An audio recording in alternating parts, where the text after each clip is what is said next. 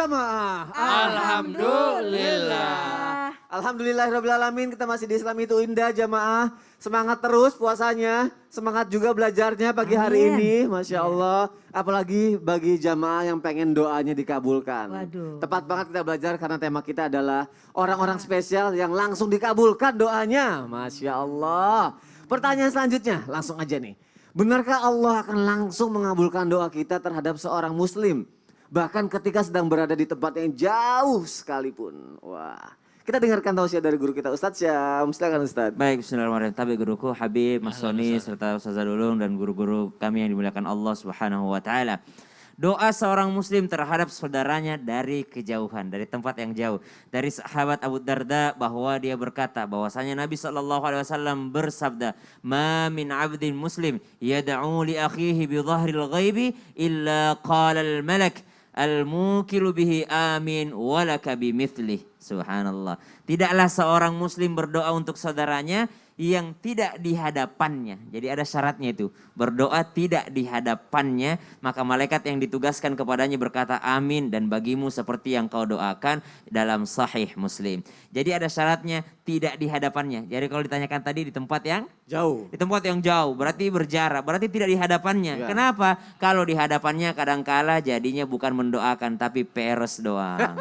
Peres pura-pura. Jadi Pura-pura, peres, ya, jadi ya. pura-pura memuji. Wah, semoga sehat ya, semoga sukses ya. Wah, ya, benar, semoga benar, ini benar. ya, semoga ini. Itu kan kadangkala bukan doa. Tapi pujian ya, Oh, peres basa-basi gitu, nggak sih? basa-basi gitu. Jadi yang diterima, yang dimakbul, yang diijabah adalah yang dari kejauhan memang, bukan yang dari jarak dekat. Walaupun tidak menutup kemungkinan doa jarak dekat juga pasti diterima Dikabulkan, gitu ya. ya. Namun yang jarak jauh inilah yang spesial yang dibahas di tema kita hari ini. Kenapa? Karena tidak terdengar oleh orang yang kita doakan. Al-Imam An-Nawawi berkata bahwa hadis ini menjelaskan tentang keutamaan seorang muslim mendoakan saudaranya dari tempat yang jauh. Seandainya dia mendoakan sejumlah atau sekelompok umat Islam, maka tetap mendapatkan keutamaan tersebut. Maksudnya, kata malaikat kan walaka bimithli, dan bagimu juga, dan bagimu juga, dan bagimu juga. Makanya setiap Jumat itu kita mendoakan Allahumma ghfir lil mu'minal mu'minat wal muslimin wal muslimat. Semuanya kita doakan gitu ya. Kenapa? Karena kita menginginkan doanya malaikat. Contoh begini Son. Ya. Kita jauh nih kan, Cibubur, Mampang. Mampang, gitu ya. jauh. Cibubur, Mampang, jauh lah ya. Ya. Nggak saling tahu ya kalau aku mendoakan Sony itu Sony nggak tahu Nggak gitu ya. tahu, oke. Lalu saya doakan Sony, ya Allah berikanlah Sony kesehatan, berikanlah Sony kebahagiaan, Amin. berikanlah Sony sakinah mawaddah warahmah dalam Amin. keluarganya. Lalu malaikat bilang begini, amin walaka bimithli gitu. Dan bagimu juga kira-kira Ya. yang lebih didengarkan Allah Subhanahu wa taala, aminnya aku atau aminnya malaikat. Amin, siapa ya? Kalau secara ini bisa jadi yang lebih didengarkan itu malaikat. Iya enggak? Iya. Karena malaikat tidak pernah berdosa kepada Allah. Malaikat makhluk yang taat kepada Allah Subhanahu wa taala. Saya mendoakan kebahagiaan untuk Sony. Saya mendoakan Sony belum tentu doaku diterima. Iya. Tapi doanya malaikat diterima sama Allah. Subhanallah. Masya Jadi Allah. kalau mau didoakan sama malaikat, doakan saudara kita yang jauh. Oke. Kalau mau didoakan sama malaikat, doakan saudara kita yang jauh. Apalagi mendoakan orang yang zalim terhadap kita. Mendoakan orang yang ini kepada kita. Jadi jangan pernah mendoakan keburukan deh. Takutnya malaikat juga bilang walaka bimithli. Kalau malaikat Bagimu bilang juga bagimu gitu ya. juga, bagimu juga, bagimu juga. Kalau guru kita Ustadz Maulana sering sekali mengilustrasikan bahwasanya kalau kita mau mengirimkan sesuatu, saya mau ngirim sesuatu kepada Ustazah Lulung, saya nitip ke Sony. Iya. Saya pasti akan bilang, ini untuk Sony juga nih, nah ini kasih Ustazah Lulung. Gak pernah saya langsung, ini buat Ustazah Lulungnya tapi saya gak ngasih Nggak apa-apa ke ngasih Sony. gitu ya. Kan gak enak gitu Iya, ya. betul. Sama dengan kita berdoa kepada Allah Subhanahu wa taala, saya minta kebaikan untuk Sony, kata Allah ya udah bagimu juga deh, ini bagimu juga karena engkau memintakan kebaikan kepada orang lain. Semoga kita selalu saling mendoakan Amin. antar sesama umat beragama, antar sesama Amin. muslim orang beriman. Amin amin ya Amin rabbal ya alamin. rabbal Ya alamin. Allah. Jadi jangan nanti udah doain dari jauh, tiba-tiba ditelepon, gue tadi habis ngedoain lu ya gitu. Oh ya, gue tuh gak pernah lupa loh nyebut nama lu ya.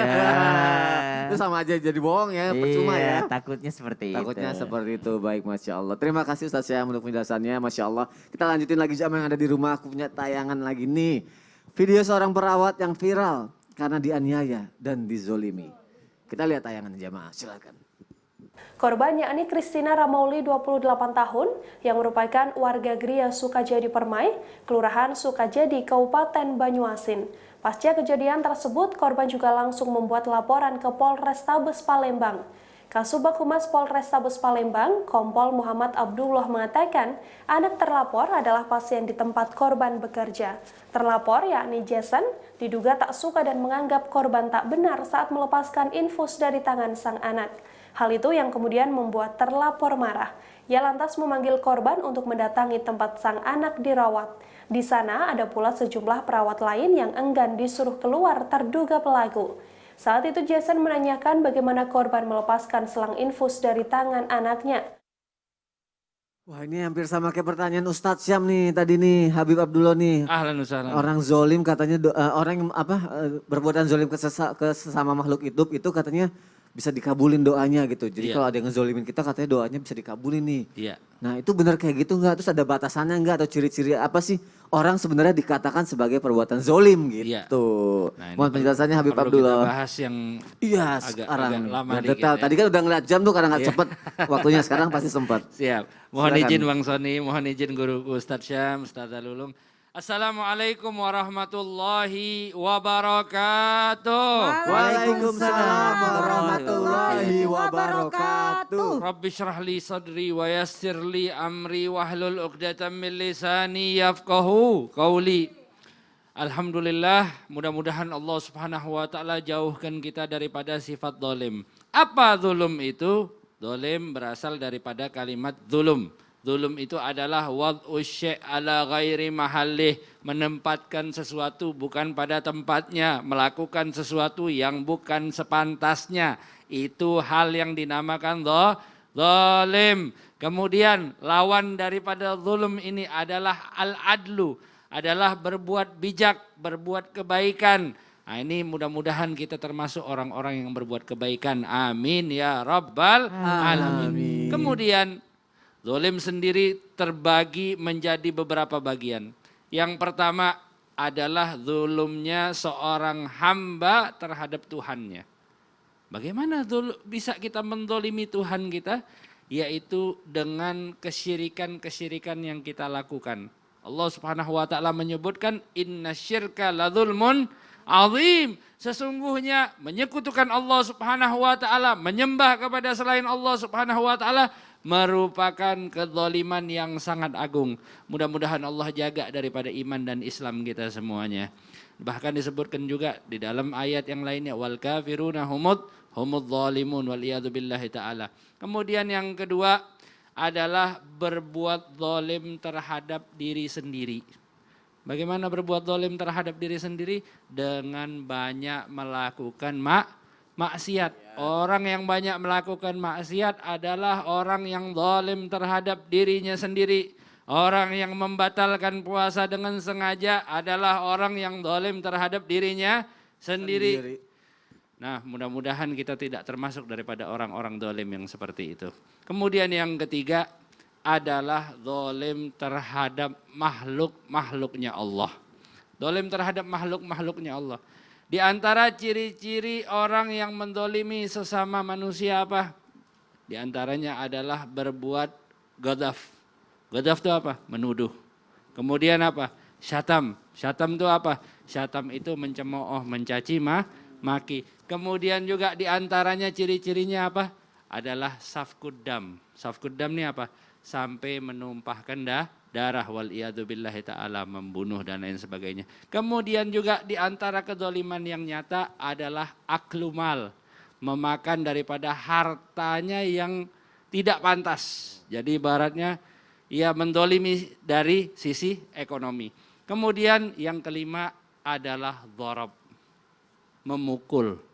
Nah ini kalau udah memukul berarti sama saja dengan berbuat zalim. Mudah-mudahan Allah Subhanahu wa taala berikan kesabaran bagi perawat tadi dan kepada setiap segenap daripada perawat medis di Indonesia ini, insyaallah amin ya rabbal alamin. Dan juga bukan hanya zalim terhadap manusia, ada juga perbuatan zalim terhadap makhluk hidup. Di antaranya yang terlihat seakan-akan kita melakukan ibadah. Apa? Az-zabah.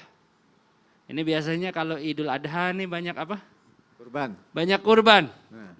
Tapi kalau seandainya seseorang berkurban dengan pisau yang kurang tajam, termasuk hal yang zalim, Mas Soni.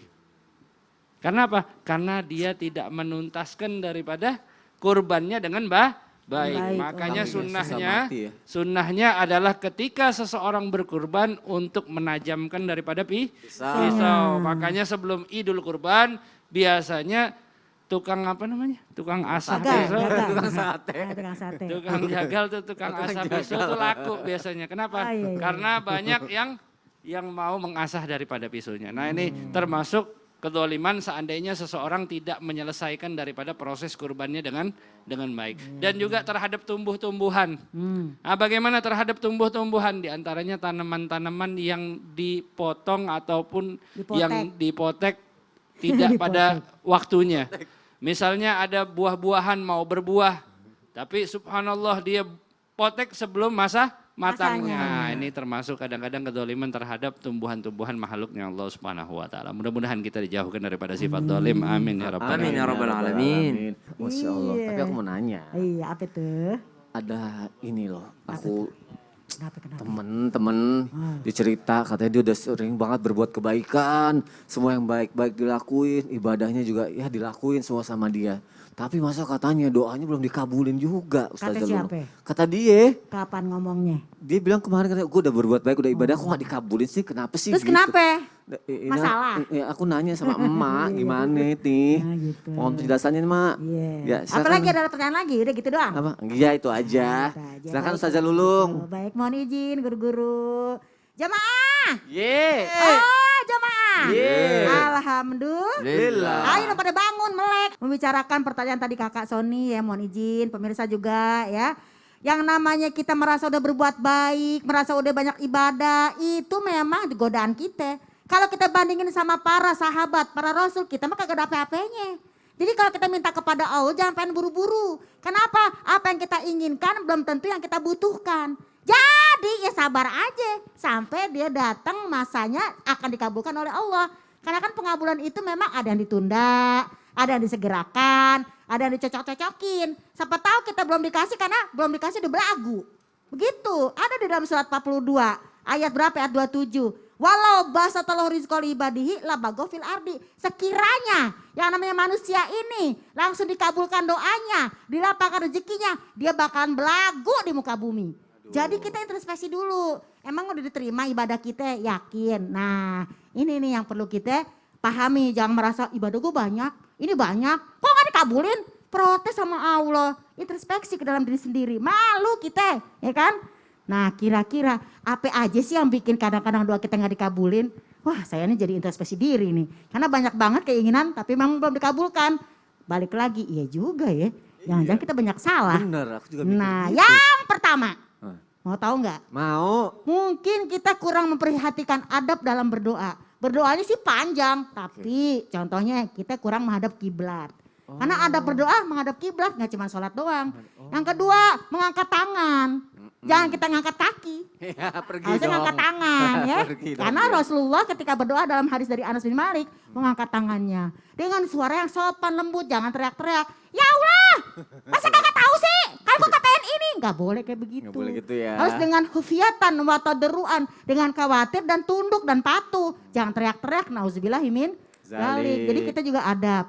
Yang kedua mungkin aja masih ada kesalahan kita di masa lalu yang belum beres. Utang belum beres, menzolimi orang belum minta maaf, Waduh. belum memaafkan orang atau belum dimaafkan. Nah ini penting juga, healing gitu loh. Bersihkan hati.